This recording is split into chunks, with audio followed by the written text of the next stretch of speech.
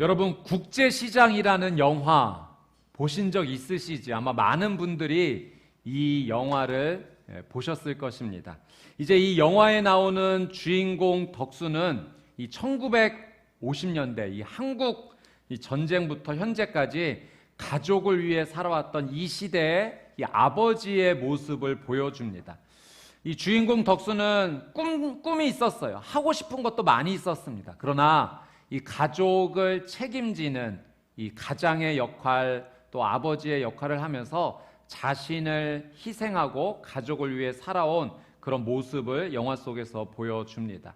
이 한국 전쟁 때 피난 오다가 이 여동생을 잃어버리게 되고 또 아버지와도 이렇게 헤어지게 되죠. 그래서 피난을 와서 그 어머니와 동생들과 함께 살게 됩니다. 장남으로서 이 가장으로서의 삶을 책임지며 살게 돼요. 그래서 청년 때는 돈을 벌어오기 위해서 독일로 이제 광부 일을 떠나기도 하고요.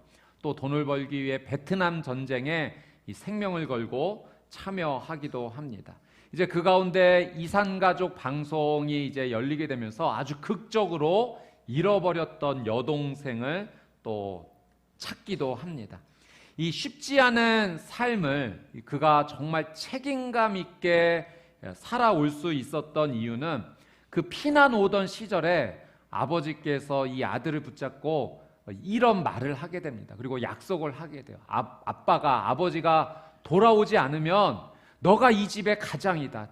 그런 말을 이 장남으로서 그 이야기를 듣게 되고, 그래서 그 아버지와의 약속을 평생 이 책임감 있게 지키며 살게 되죠. 그래서 일평생 가족을 위해 사랑하고 헌신하는 삶을 살게 됩니다.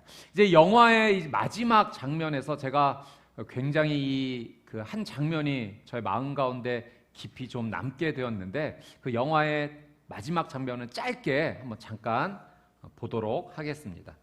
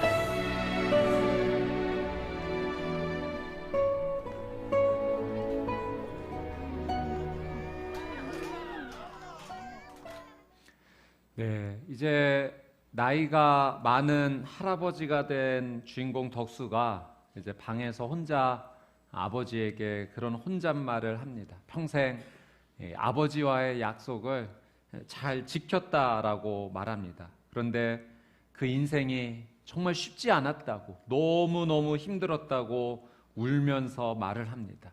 그렇게 울면서 말하는 그 주인공 덕수의 마음 안에는 아직도 아버지를 그리워하고 찾고 있는 어린 덕수가 혼자 울고 있었습니다.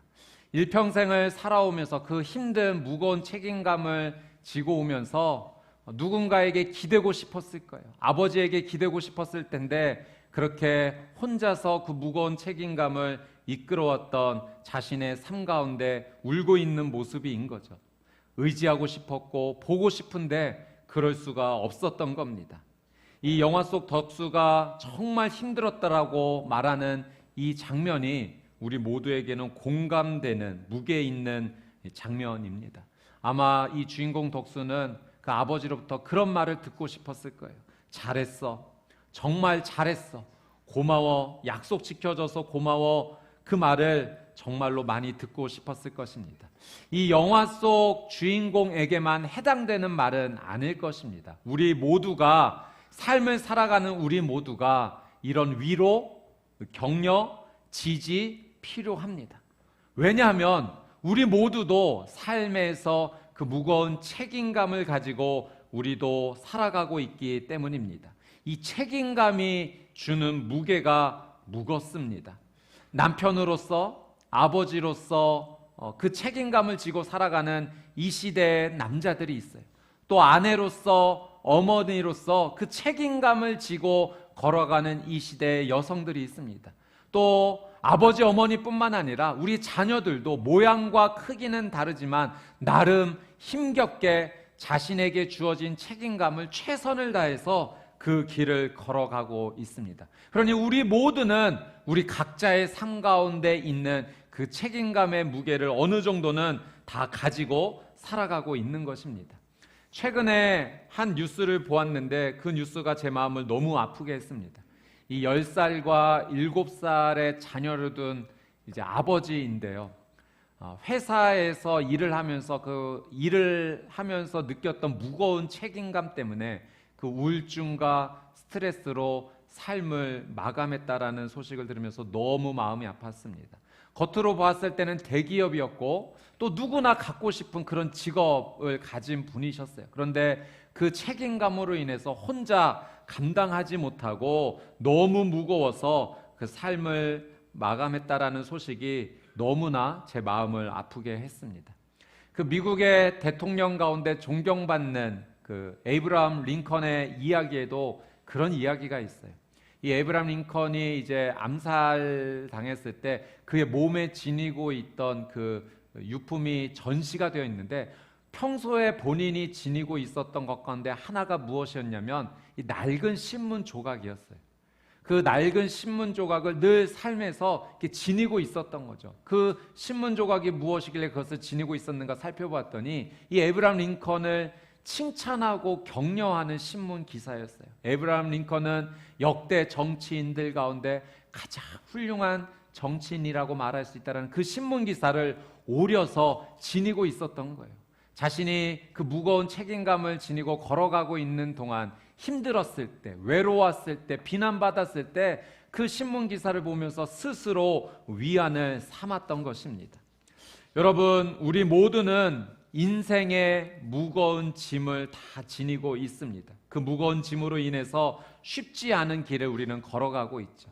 우리는 우리가 지고 있는 이 무거운 짐을 누군가가 대신 져주실 수만 있다면, 내 이 무거운 짐을 나눠 가질 수만 있다면 우리는 이 길을 조금 더 아름답게 걸어갈 수 있을 것입니다.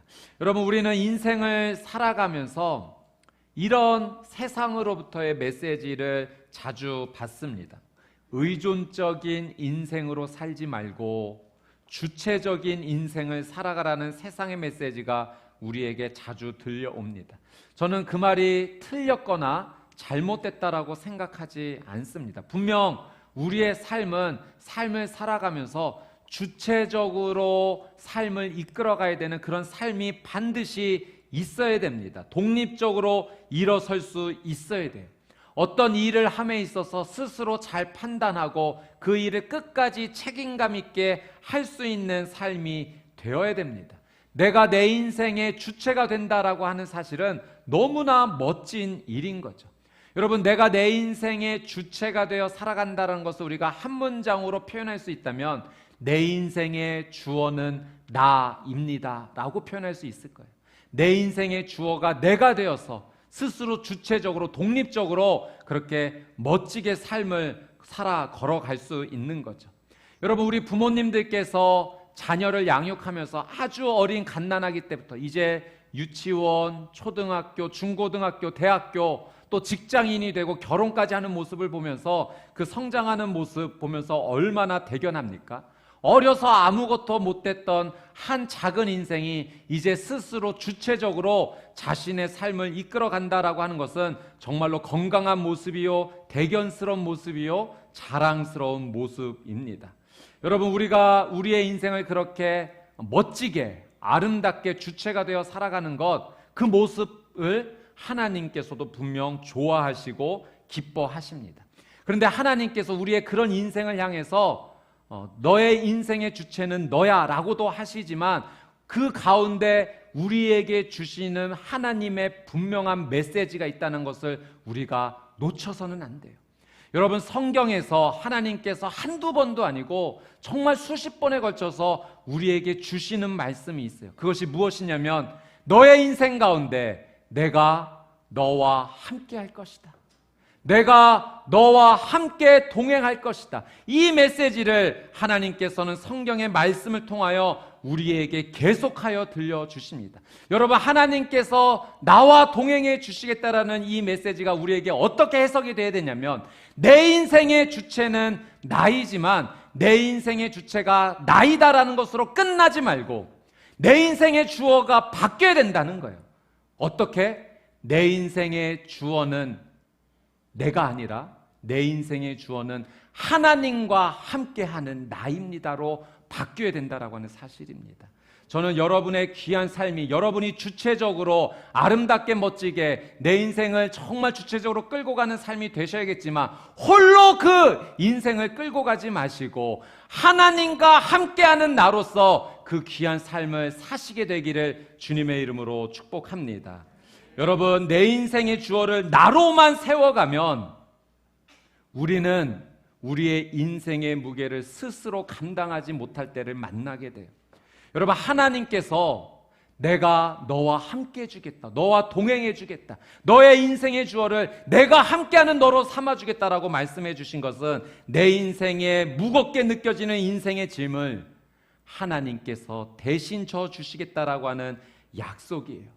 예수님께서 수고하고 무거운 짐진 자들아 다 내게로 오라, 내가 너희를 쉬게 하리라 말씀하셨습니다. 여러분, 우리의 인생은 나 혼자 힘들게 고독 가운데 그 인생의 무게를 다 짊어지고 나 혼자 걸어가는 인생이 아니라 내 인생의 전반적인 모든 것을 주체가 되어 내가 앞장서서 나가지만 나 홀로 나가는 인생이 아니요 하나님과 함께하는 나로 걸어가는 삶이 되어야 되는 줄 믿습니다. 오늘 저희가 시편 1편 말씀을 읽었어요.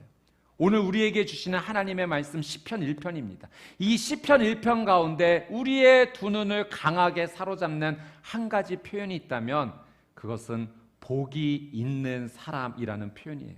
하나님께서는 이 복이 있는 사람의 삶을 설명해 주시면서 마지막 결론 가운데 이 복이 있는 사람을 의인이라고 말씀해 주시고 그 의인의 삶 가운데 이러한 은혜가 임할 것이다 약속하십니다. 우리 본문의 6절 말씀을 같이 한번 읽어보도록 하겠습니다. 우리 6절 같이 한번 읽습니다. 시작.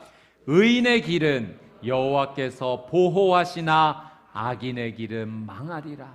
여러분, 복이 있는 사람, 의인의 길, 하나님께서 어떻게 해주시냐 약속하시냐면 내가 그 의인의 길, 복이 있는 사람의 길을 내가 보호해 줄 것이다 약속하세요.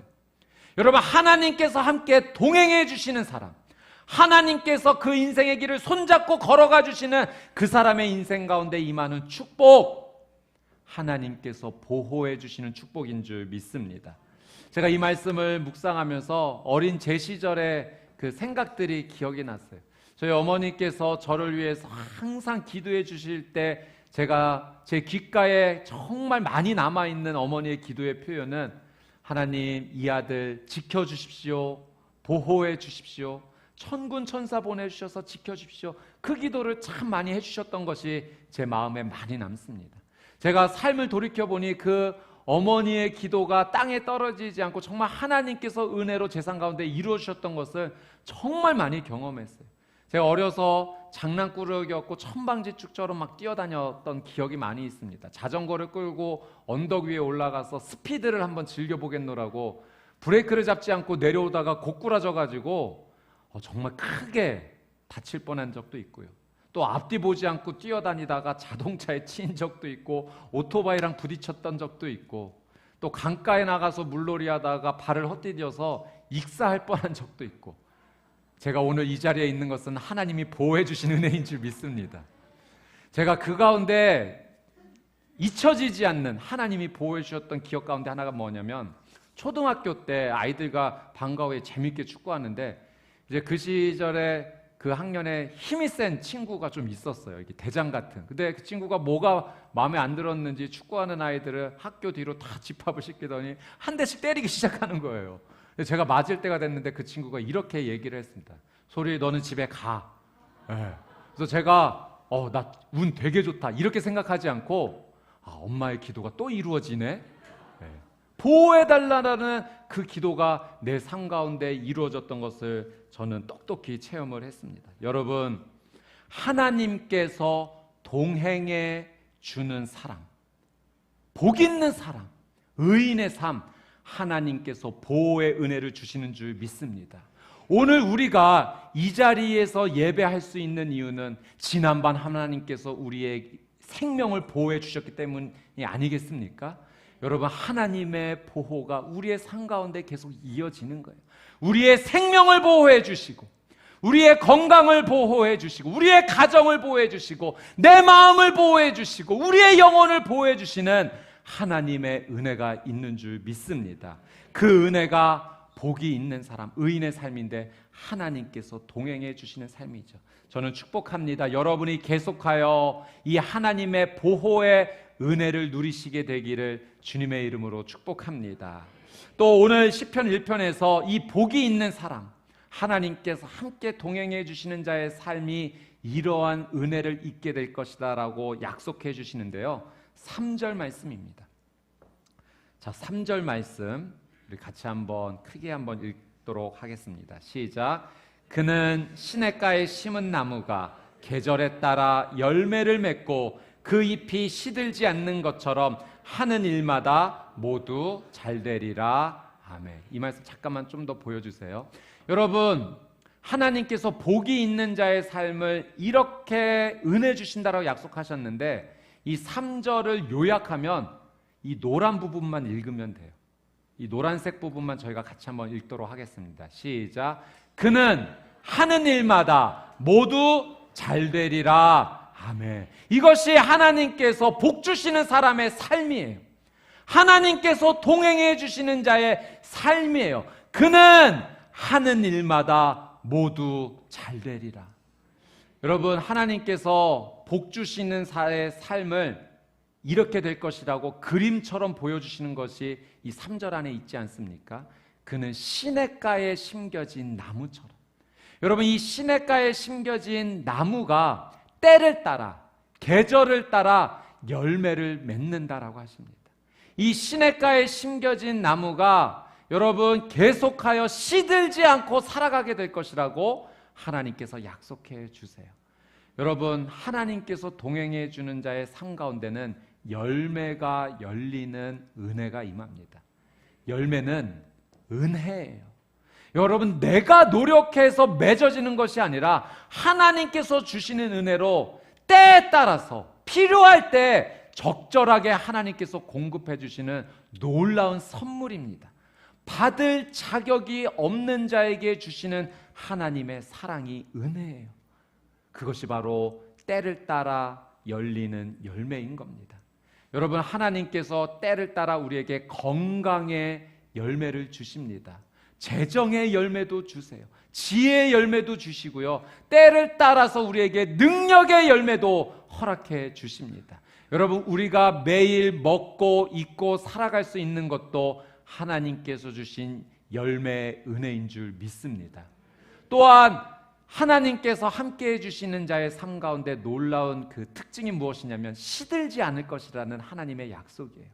여러분, 그 나무가 물에 뿌리가 되어져 있어서 늘 그 푸르름을 유지하는 것처럼 하나님께서 함께 동행해 주시는 자의 삶에는 시들지 않는 은혜가 있습니다. 여러분, 시들지 않는다는 것은 지치지 않는다는 거예요. 여러분, 그 마음 속에서 늘 열정이 솟아나는 사람, 힘이 솟아나는 사람, 여러분, 매일 아침 눈을 뜨는데 오늘 이 하루 또 어떻게 살아가야 되나 이런 마음이 아니라 야, 오늘 하루도 나에게 하나님께서 이 하루를 살아갈 수 있는 기회를 주셨구나. 나 오늘 이 하루를 정말 기쁘게 살아가야지. 그 마음의 힘이 솟아나는 것, 영적인 힘이 솟아나는 것, 지치지 않는 것, 여러분, 그 놀란 은혜가 여러분에게 주어지게 되기를 주님의 이름으로 축복합니다. 여러분, 그는 하는 일마다 모두 잘 되리라. 하나님이 복 주셔서 때에 따라 열매를 주시고 시들지 않게 해주시고 열정을 주시고 힘을 주시니 어찌 하는 일마다 잘 되지 않을 수가 있겠습니까? 모든 일이 다 잘 되는 것이지요. 여러분, 이 시편 1편에서 복이 있는 사람이 되는 비결을 가르쳐주는 아주 중요한 열쇠와 같은 말씀이 있습니다. 2절 말씀인데요, 어떤 자에게 이런 하나님의 복이 임하는가? 우리 2절 말씀을 우리 같이 한번 읽도록 하겠습니다. 시작. 오직 여호와의 율법을 즐거워하고 그 율법을 밤낮으로 깊이 생각하는 자로다. 아멘. 여러분, 하나님께서 우리에게 열쇠를 주셨어요. 복이 있는 자의 삶을 살기 원하느냐? 의인의 길을 살기 원하느냐? 내가 함께 동행하는, 하나님과 함께 동행해주는 축복의 삶을 누리기 원하느냐? 우리에게 주신 열쇠가 무엇이냐면 오직 하나님의 율법, 여호와의 율법, 하나님의 말씀을 즐거워하는 삶이다. 그 하나님의 말씀을 밤낮으로 생각하며 묵상하는 삶이다라고 우리에게 그 열쇠를 주십니다. 여러분, 하나님께서는 말씀을 통해 우리를 만나주세요. 하나님께서 우리에게 성경을 주신 이유, 말씀을 주신 이유는 이 말씀을 통해서 우리와 만나주시기 위해서 이 말씀을 허락해 주신 것입니다. 여러분, 말씀은 물과 같아요. 그래서 이 나무가 시냇가에 심겨졌다는 것은 그 하나님의 말씀이 끊이지 않고 계속 공급되는 것을 의미합니다. 우리의 인생의 뿌리가 하나님의 말씀의 물에 계속 되어져 있다면, 그 말씀으로부터, 말씀의 물로부터 우리가 계속하여 하나님의 은혜를 공급받는다면 여러분, 그 인생은 때를 따라 열매 맺는 인생 될 겁니다. 결코 시들지 않는 삶을 살게 되는 거예요. 여러분, 복이 있는 사람, 하나님과 동행하는 자의 삶, 그것은 곧 하나님의 말씀을 온전히 그 삶 가운데 지니고 살아가는 자의 삶이죠. 그 인생이 바로 내 인생의 주어를 나로만 삼는 인생이 아니라 내 인생의 주어를 하나님과 함께하는 나로 삼는 삶입니다. 여러분, 말씀이 우리의 삶 가운데 채워지기 시작할 때, 그래서 그 말씀이 내 인생을 주도하기 시작하고 내가 그 말씀을 따라가고 그 말씀에 순종하며 나갈 때 내 인생 가운데 놀라운 하나님의 역사가 시작이 되는 거예요. 여러분, 하나님의 말씀에는 아주 특별한 능력이 있습니다. 여러분, 하나님께서 이 온 세상을 창조하실 때 무엇으로 창조하셨는가? 하나님께서는 분명하게 이렇게 기록해 우리에게 가르쳐 주셨어요. 하나님의 말씀으로 온 세상이 창조되었다. 여러분, 온 세상을 창조한 것이 하나님의 말씀입니다. 그러니 이 하나님의 말씀에는 어떤 능력이 있냐면 창조와 생명의 능력이 담겨져 있는 거예요. 하나님의 말씀에. 여러분, 그 하나님의 말씀이 내 인생 가운데 채워진다라고 한번 생각해 보십시오. 하나님의 말씀이 내 인생 가운데 점점 채워지기 시작할 때, 그 말씀이 나를 압도할 때 내 인생 가운데 어떤 역사가 일어나냐면 그 말씀 안에 있는 하나님의 창조와 생명의 역사가 내 인생 가운데 다시 시작이 되는 것입니다. 여러분, 하나님의 말씀을 즐거워하고 그 말씀을 밤낮으로 깊이 생각을 하면, 제가 경험한 이 말씀으로 하나님 앞에 살아가겠노라고 그 말씀을 매일 묵상하고 읽으며 살아갔을 때 제가 느꼈던, 제가 누렸던 하나님 주셨던 그 놀라운 축복이 무엇이냐면 하나님의 세미한 음성이 들린다는 거예요. 그 세미한 음성이 들리는데 그 세미한 음성이 내 영혼 안에서는 분명하고 확실한 하나님의 음성으로 확대되어져서 내 영혼을 하나님께서 이끌어 가십니다. 내가 어떤 상황 가운데 있을 때 하나님께서 내가 어떤 말을 해야 될지 가르쳐 주세요. 때에 따라 합당한 아름다운 말, 지혜로운 말이 무엇인지를 세미한 음성으로 가르쳐 주세요. 그리고 이 상황에서 무엇을 선택해야 될지, 내가 눈을 떠야 될지 감아야 될지, 나가야 될지 멈춰야 될지, 그 자리에 서 있어야 될지 뒤돌아가야 될지, 그 모든 상황을 하나님께서 세미한 음성으로 코칭해 주신다는 겁니다. 제가 느꼈던 하나님의 말씀의 놀라운 은혜 가운데 하나는 내 감정마저도 하나님께서 지도해 주신다는 사실이에요.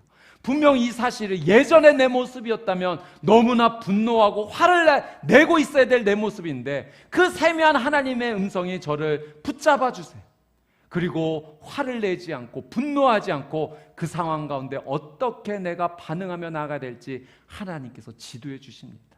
그리고 무엇을 선택해야 될지 도저히 나의 지적 능력으로는 선택하지 못할 때 하나님께서 눈을 열어 보게 하십니다. 여러분, 말씀에 보니 하나님의 말씀을 사랑하는 자의 삶 가운데 하나님께서 통찰력을 주신다라고 분명히 약속하셨어요. 여러분, 통찰력이 무엇입니까? 인사이트, 말 그대로 그 내면을 바라볼 수 있는 힘이에요. 우리는 우리의 육신의 눈으로 사실은 겉모습을 우리는 보고 판단을 합니다. 그러나 하나님께서 주시는 통찰력이 임하게 될 때 그 겉으로 보이는 모습이 아니라 그 내면적인 것을 볼 수 있는 영적인 눈을 열어주신다는 거예요. 여러분, 그 증거가 성경에서 하나님의 말씀을 채우며 살았던 많은 성경의 인물들이 그런 삶을 살았다는 것을 우리가 보지 않습니까? 여러분, 하나님의 말씀을 우리의 인생 가운데 채워야 돼요. 매일 채워야 돼요. 그 하나님의 말씀을 읽고 묵상해야 돼요. 여러분, 그 말씀을 읽고 묵상하는 자의 삶 가운데 열리는 또 하나의 증거는 기도의 입술이 열린다라고 하는 사실이에요. 여러분, 말씀을 채우면 내 삶 가운데 기도의 문이 열리기 시작합니다. 저는 올해 하나님께서 저희 수원 온누리교회에 주신 사명, 말씀과 기도임을 하나님께서 분명히 주셨어요. 제가 지난 한 주에도 우리 성도님들 만나 뵙고 여러분들을 만나 뵈면서 정말 올 한 해 말씀대로 살라라고 확증시켜 주시는구나, 제가 한두 번 체험한 게 아닙니다. 여러분, 올 한 해 저희가 작년부터 하나님 기도하라고 말씀하셔서 그 기도의 불을 끄지 않고 지금까지 달려오고 있고요. 계속 이 불은 활활 타오를 것입니다. 여러분, 이 40일 작정한 새벽 예배 여기에서 멈추지 마시고 조금 더 가십시오. 여러분, 조금 더 한 발자국 더 걸어갈 때 하나님 부어주시는 그 특별한 은혜, 보너스 은혜를 분명히 만나게 될 겁니다. 여러분, 내 기도 가운데 하나님, 내가 이제 말씀을 채우며 나가니 이 말씀을 통하여 기도의 문이 더 열리게 해주시고 이 말씀을 통하여 성령의 기름 부심을 부어주셔서 내 기도의 불이 더 활활 타오르게 해주십시오. 내 기도로 말미암아 우리의 가정에 기도의 불이 붙게 해주십시오. 우리 순에 기도의 불이 붙게 해주십시오.